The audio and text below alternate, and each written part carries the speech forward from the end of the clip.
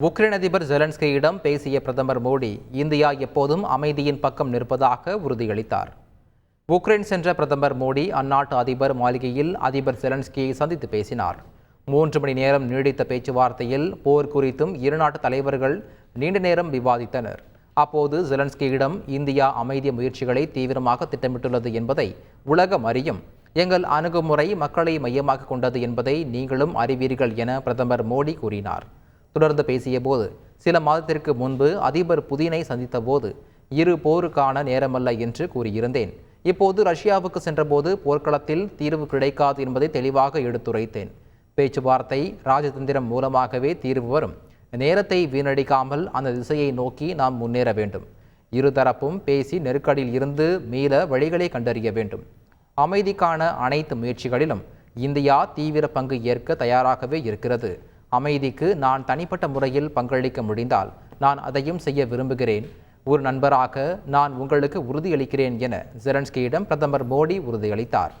மத்திய அரசின் பீஷ்ம திட்டத்தில் உருவாக்கப்பட்ட அவசர கால மருத்துவமனைகளையும் பிரதமர் மோடி உக்ரைனுக்கு வழங்கினார்.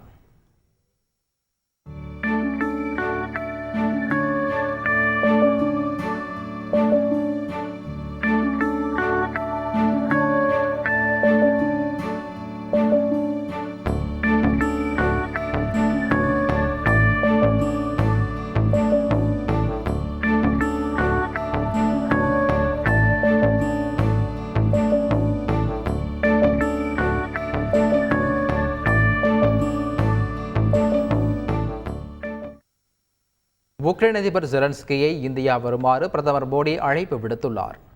பிரதமர் மோடி ஜெலன்ஸ்கி இடையிலான பேச்சுவார்த்தையில் வேளாண்மை, மருத்துவம், உணவு, தொழில்துறை, உக்ரைனுக்கு மனிதாபிமான உதவிகளை தொடர்பாக 4 புரிந்துணர்வு ஒப்பந்தங்கள் கையெழுத்தானது.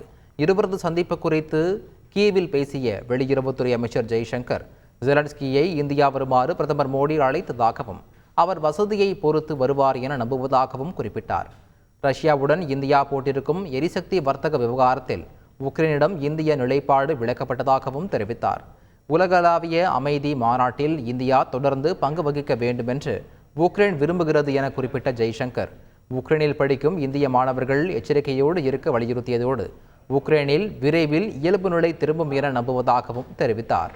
உடனுக்குடன் தெரிந்து கொள்ள உடனே சப்ஸ்கிரைப் பண்ணுங்க.